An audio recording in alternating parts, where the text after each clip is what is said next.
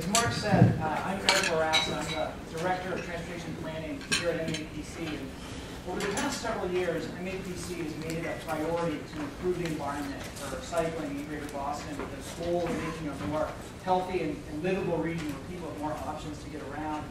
You know, as the rate of cycling grows and becomes a larger part of our region's road share, we face new and important planning decisions. And through several initiatives, MAPC is helping our communities confront some of the trade-offs they face in putting in bicycle infrastructure.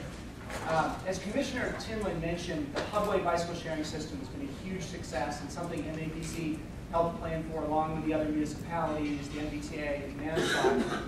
The system has about 1,000 bicycles spread across these communities, and we're trying to continue to grow the system into other municipalities. In a dense area like Boston and its surrounding neighborhoods, siting these Hubway stations can be a challenge. So many of them are actually located in on-street parking spaces, so people have better access and visibility and higher usage of the system. According to survey data, 2/3 of Hubway users own a car, and of this group, 60% said that they replace at least one automobile trip a week with a Hubway. But the benefits of biking, I think, go beyond just these traffic, issues and into issues like public health. One of the best stories about Hubway is about a guy named Tom who was given a Hubway membership to him by his wife, and Tom decided to use Hubway to get around the city instead of taking cabs. He would pick up a bike at South Station, ride to work, ride to meetings in a suit and tie. And 8 months later, and 55 pounds lighter, Tom credits much of his weight loss success to Hubway, which really inspired him to become more physically active. Now, Hubway couldn't be successful if it wasn't for the miles and miles of bike lanes that exist in the urban core. But once you get outside of Boston, Cambridge, and Somerville, they're much less common.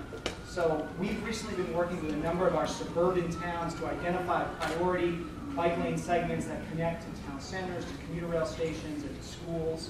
And it's important to identify these so we can put them into the resurfacing schedule at the local level, or identify them in planning as part of a MassDOT reconstruction project. The biggest trade-off that towns face that we find is that the challenge of replacing on-street parking with bike lanes. And merchants in downtown areas fear the loss of losing parking. So as a response to this, we've helped some communities do parking inventory so they can actually identify how much off-street parking they have to see if they have enough demand in that area. But we have to remember that cyclists are consumers too. Hubway data has actually identified some of the spending habits of cyclists, and we find that in survey data, 30% of Hubway members said that they made in their most recent trip a local purchase of at least $25. Another MAPC initiative, our Bike Rack program, is working to make sure that these cycling consumers have a place to park their bicycle. With funding from MassDOT and the Boston NPO, we are managing a program that actually reimburses municipalities for installing bike lanes, bike parking. And to date, we've actually put in over 14,000 bicycle parking spaces across the region. Of our 101 municipalities, 86 have participated or soon will be in this program. Some communities, like Cambridge and Somerville, have even taken on-street parking and used bike corrals in those spaces that can accommodate a dozen bikes or more.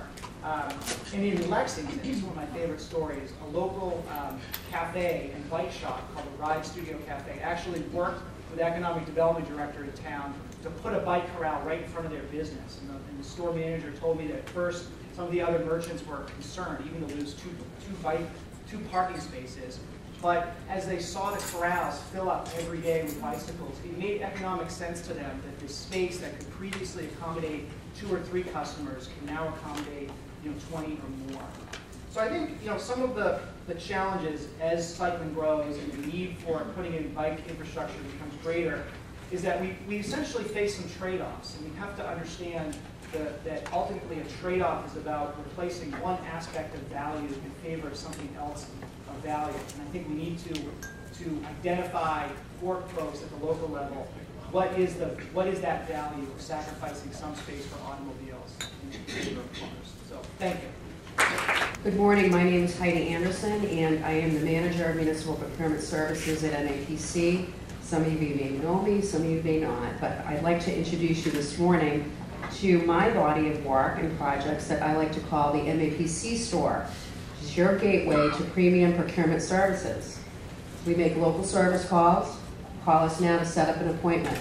You don't have to come into Boston. Commissioner would prefer. Okay, and my presentation this morning is being brought to you by the number 4. As in Metro Future Implementation Strategy number 4, Build Regional Collaboration, and as in 4 fire engines purchased just this past July from one of our programs. And it's also being brought to you by the letter B, as in Building Regional Collaboration through Cooperative Procurement, and as in bikes. As you heard from Commissioner and from Eric, over 1,000 launched to date as part of our Hubway Regional Bike Share System. So what's missing from your procurement plans? The MAPC store. All your needs at the MAPC store. Our staff offers you the right mix of experience, skills, and Chapter 30B know-how to get you what you need and what you want. And if you don't already have what you want in stock, we'll bid it out. Whether you're looking for a way to buy supplies and services that provides you with choice and is both efficient and cost-effective, or you're collaborating on a great new project or idea with some folks in a few neighboring towns and maybe with some of the MAPC planning staff, how do you get from the idea phase through the planning phase to see that idea become a reality? By bringing together the best in procurement with the best in planning, all in-house of course. The MAPC store can help you turn ideas into reality. The right fit. Whether you're looking to spend a literal or a lot, $25,000 or $250,000, whether you're looking for a tailor-made solution that's just right for you and your project, or you're looking for an off-the-rack option like one of our cooperative contracts for vehicles, fire, DPW, or police, we'll help you figure out the right fit based on your needs and our expertise. Stop and talk to our staff. We'll fit you with the procurement solutions that are right for you. So, fire trucks. Your fire chief is looking to purchase a new ladder truck, pumper engine, or ambulance. Police cruisers. Your police chief has requisitioned or requested appropriations for replacement cruisers. And doesn't it just seem like only last fiscal year she was requesting appropriations for replacement cruisers? The MAPC store can help, offering a full range of municipal vehicle contracts that are bid and awarded on your behalf. All since 2004, it's cost effectiveness and efficiency in purchasing with a public safety focus. And the selection can't be beat. Something for everyone, and the selection is always growing. Call now to see if your municipality is actually eligible to use one of our contracts. And if green is your thing, contact our procurement staff to ask about hybrids, or contact our energy services staff, who you'll actually be hearing more about right after me, about MAPC's clean energy initiatives. You know, whether it's an ESCO or solar energy management services or LED streetlights, give us a call. So what's the value of all of this? Just a few little facts up on the screen. With our FCAM, Fire Chiefs Association of Massachusetts Cooperative Procurement Program, we sold 42 units of fire apparatus already, servicing 36 fire chiefs to date, estimating municipal savings of $800,000. With our GBPC, Greater Boston Police Council program, we sold over 1,900, me personally, I've been out there selling them, sold over 1,900 vehicles to date to over 200 entities. That actually represents a region that's greater than MAPC itself. The value, priceless of convenience. Public Works, just last year alone, we bid out $15 million in services, whether it was paving, catch basin cleaning, you name it. The value of that, folks, that's a lot of new and improved sidewalks, if that's what you're looking for. I know we're big on pedestrians here, so it's nice to know that our municipalities have a nice, efficient, and cost-effective way of getting the contracts they need. So guaranteed, all our procurements are certified 100% MGL Chapter 30B compliant. In case everybody knows what that means. We're looking out for you. You know, the idea is is to, with Chapter 30B, we want to make sure we can help you avoid waste and fraud. And in conclusion, at the MAPC store, we're always looking for new ways to help you. Our question to you is this: tell us what you need so that we can get it for you. Thanks. I'm Rebecca Davis, and I'm here today as the manager of MAPC's Clean Energy Division.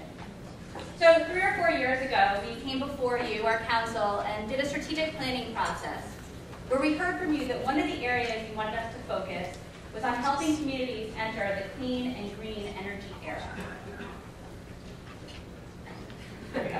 Well, I'm happy to report that we listened.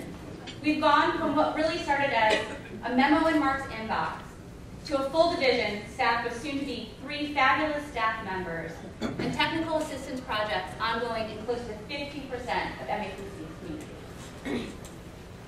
One of our first projects was our Renewable Energy Site Assessment Project, where we worked with a group of communities to help them hire engineering services to look at the feasibility of siting large-scale solar and wind on their municipal landfills and a few brownfield sites.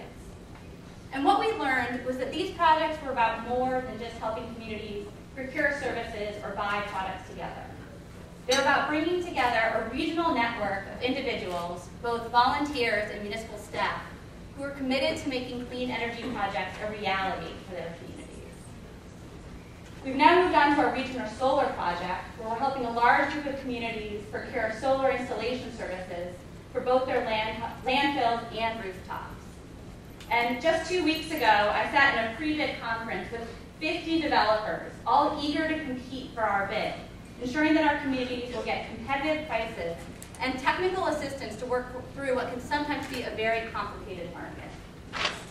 We've also brought this concept to our LED streetlight retrofit program, where we're working with our fellow regional planning agencies and the state to help communities across the Commonwealth retrofit their streetlights with LED lights. For example, you can see here we have City Manager Jan from Chelsea. I think he's trying to make sure the streetlights are tall enough. There I am, Rebecca. Oh, there you are.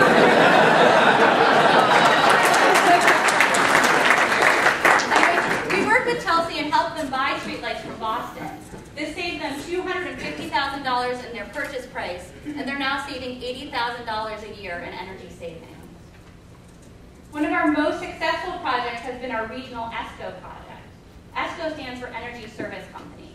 And this is a project where we work with cities and towns to help them procure what's called performance contracting, which is really simply a way to finance and have project management for energy efficiency retrofits in their municipal buildings.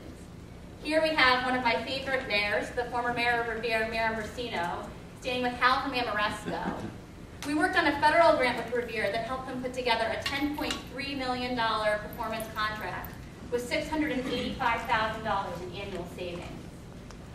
Revere is an urban community like many of ours with aging infrastructure, and they're able to take those savings and reinvest them in their buildings, helping them to upgrade the roofs of one of their elementary schools, putting on state-of-the-art solar panels, and making major improvements to their heating and cooling systems.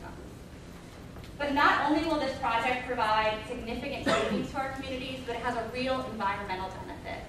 We estimate that by the end, we'll reduce carbon emissions by approximately 20 million tons, which is the equivalent of taking 35,000 cars off the road.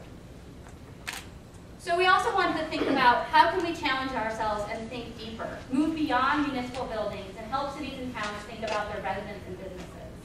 We've started what we're calling our Local Energy Action Program with support from BAR, where we're helping 8 communities to think deeply about energy usage, not just for themselves, but for everyone in their community.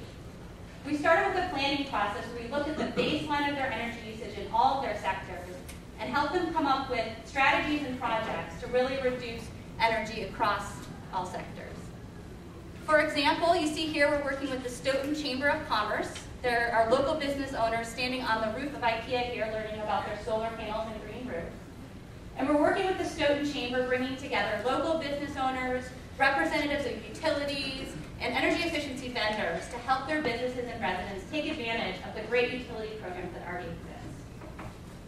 This is just one of the ways that we're trying to help cities and towns think about how to help their residents and businesses.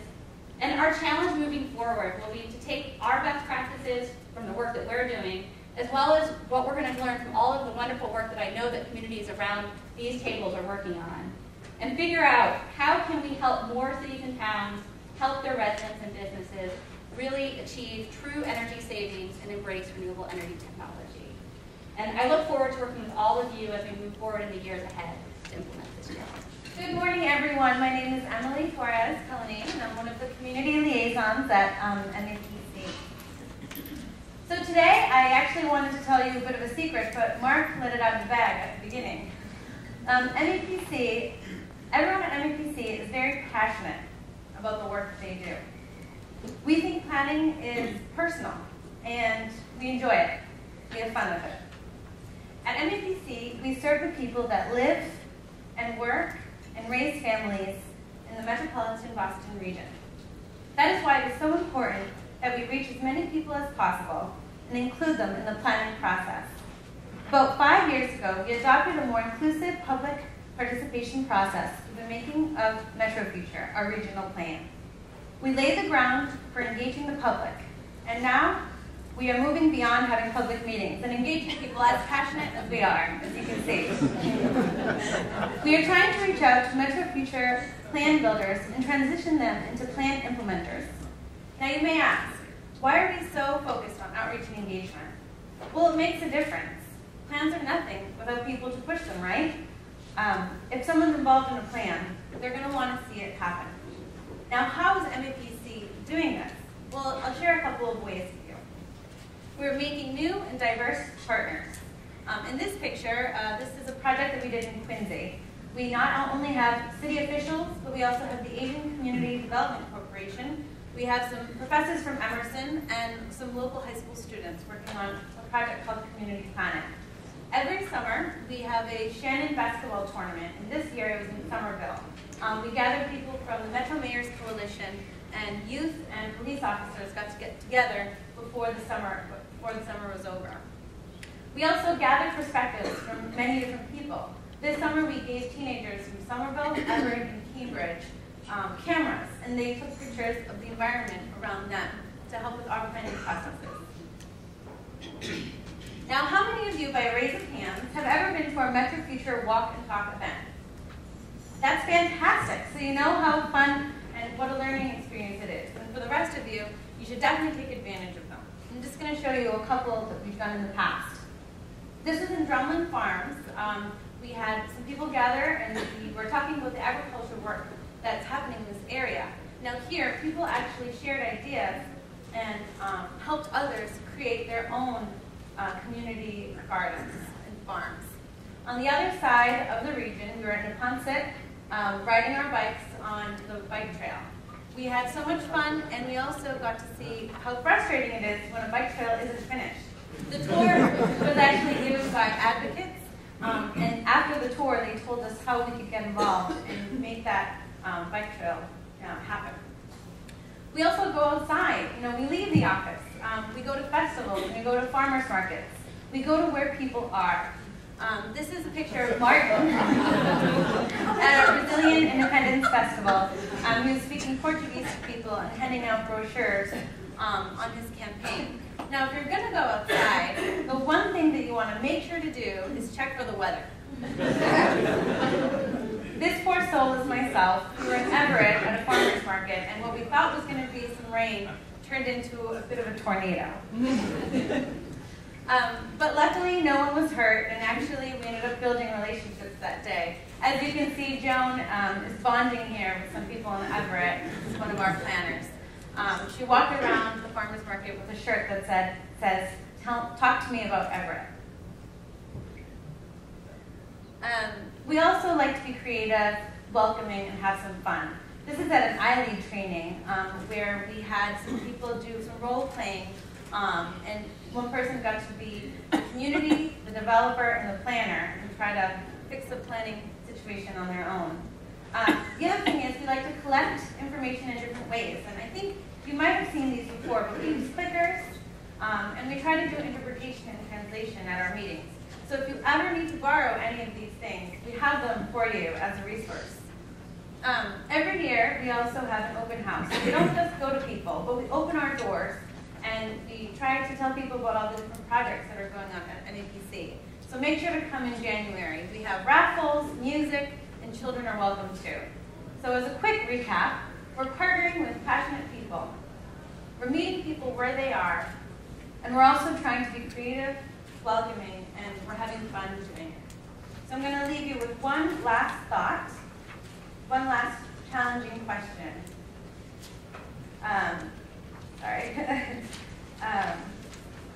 Not only, so, you know, outreach and engagement can be very fun and exciting, but it's also very challenging. Not only are we trying to reach out to a more diverse region, which is challenging in itself, we want people to be included in decision making and feel that they're making a difference.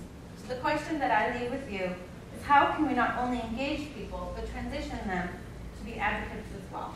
Thank you. I'm Julie Conroy, Senior Environmental Planner in our Environmental Division, and I'd like to talk to you today about natural resource protection. One of the things that we need to do, and we try very hard to do in our Environmental Division, is balance the environmental protection needs with economic development. This is a photo of Clark Pond in Manchester. It's an innovative project to eliminate flooding to the adjacent development and improve water quality. This is something that we've been able to do to achieve both of our goals. And as Mark mentioned, we need to stress that sustainable development does include sound environmental practices. And also, it needs to include societal benefits of strong economy and obviously environmental protection, which I'll be talking about. But we also face substantial challenges.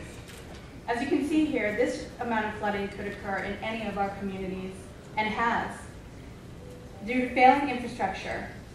The National Flood Insurance Program said that in our region, since 1978, there's been a total of $170 million in claims. The Water Infrastructure Finance Committee determined that there is a funding gap for water infrastructure of approximately $21 billion over the next 20 years.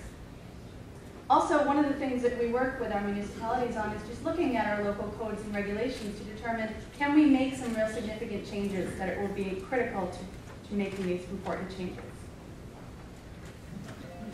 We can do better, and we have tried. And as you can see here, this is an innovative parking design with bioretention, tree planters, and pervious pavement. And if we do this, our trees will hug us for it.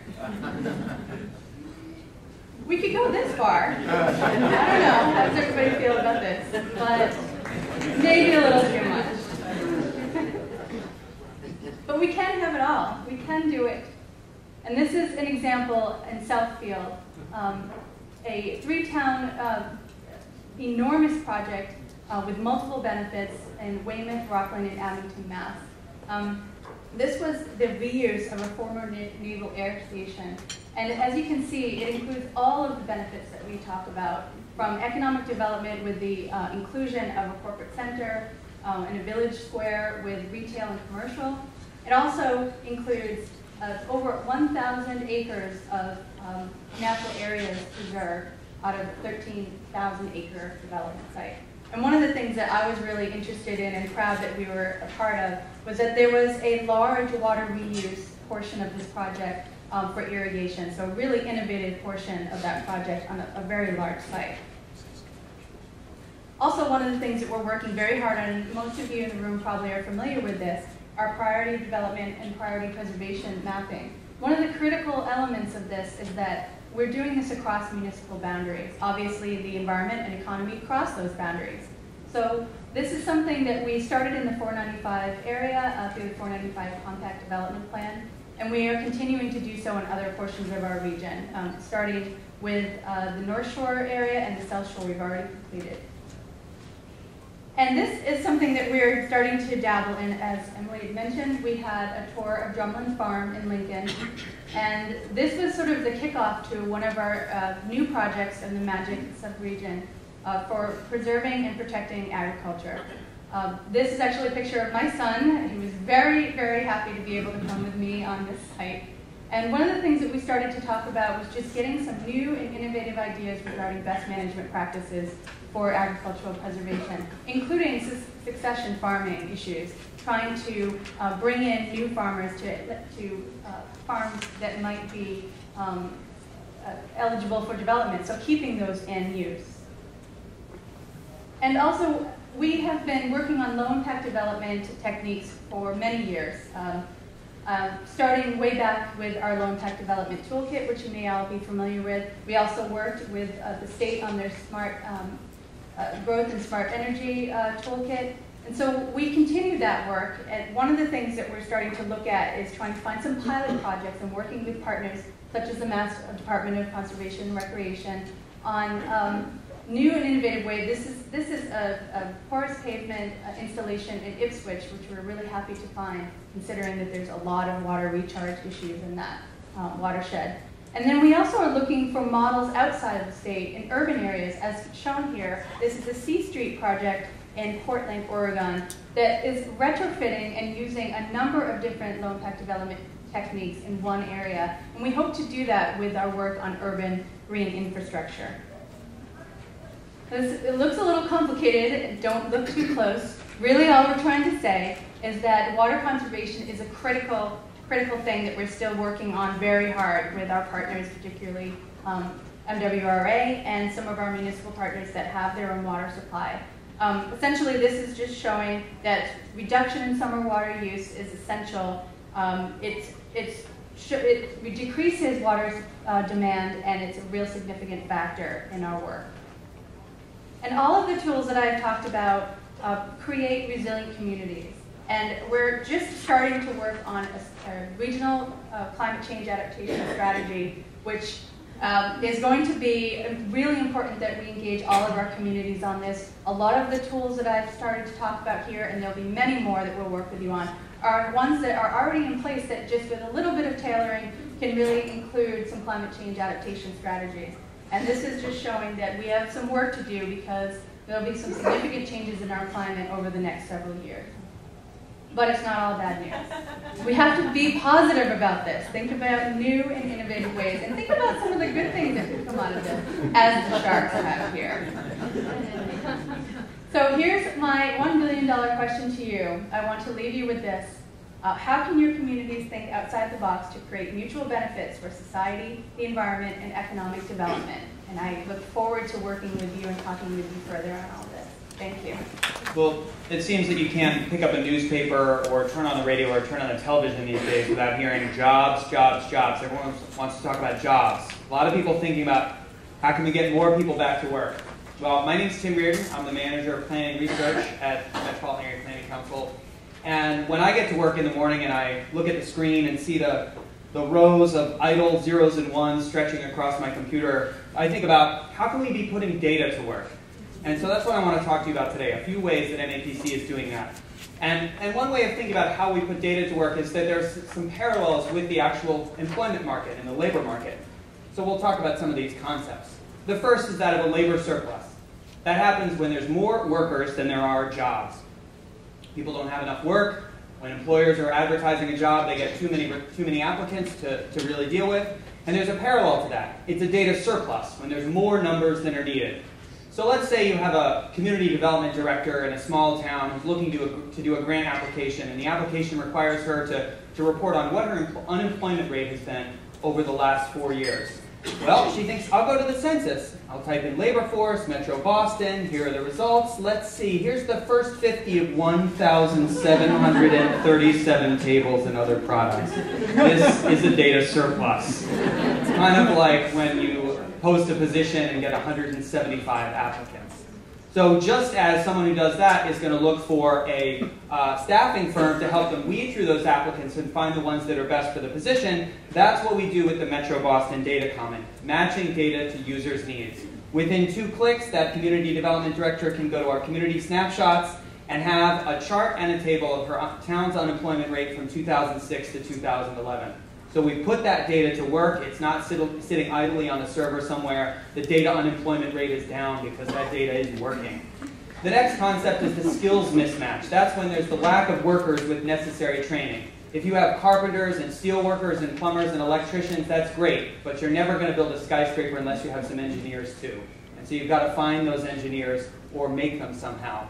In data, that means we can have a data mismatch when we have the lack of data with the necessary information. We might have a lot of census data and roads and things like that, but if it doesn't tell us exactly what we need, it's hard to put it to work.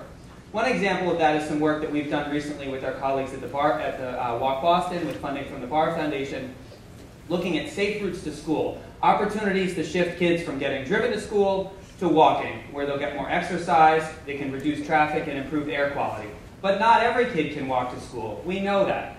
Kids have to be living close, they have to be safe routes available, and we're looking for kids who are currently being driven who could change. So the question is, where are these kids? They're not in any particular database. So working with Walk Boston and 9 participating school districts, we created a new 6-question school commute survey that we published in 6 languages. It was paper and an online version. We got a 51% response rate. And from those 4,500 responses across 15 schools, we could make maps like these, showing where kids are living, how they're getting to school, where the safe walking routes are. And this can be a guide for communities, for school districts, for their public works departments, and for municipal officials to design programs, make infrastructure improvements, and find the best opportunities, target funding to maximize impact, and set goals and measure progress. We have an online version of this tool that's available to every community in Massachusetts. We're working with Mass Rides and the Department of Public Health on improving that, and we'd love to help put that data to work for you in your community and with your students in your school district. Finally, labor immobility. That's when workers can't get to the job site. Either there's a job in another region, but they can't sell their home to move there, or there's a job in an area that they have to drive to, but they're a one-car family and somebody's already working. That's labor immobility. Data immobility is when users can't take the data with them. We've got a lot of information about trails and open space and parks on all these different websites, MAPC, Hubway, City of Boston, MassGIS. And so really, it's all you need for fun in the sun. You want to find a bike path, you want to do that, that's great. The challenge is that all those are basically conventional websites that you need to look at with a conventional computer. And in this case, the data does not commute.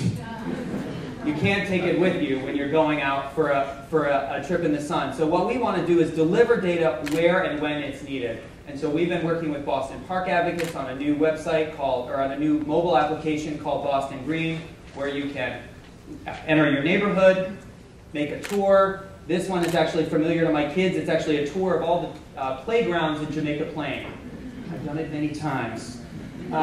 So finally, the reason that we're doing this is because we believe that communities and organizations can be more efficient when they have access to better data, that policies will be more effective when they're built on sound analysis, and that people can make, and institutions can make better, more sustainable, and more equitable decisions when they understand the impacts of those decisions. And so what I would encourage you to do is to put some data to work today. Thank you.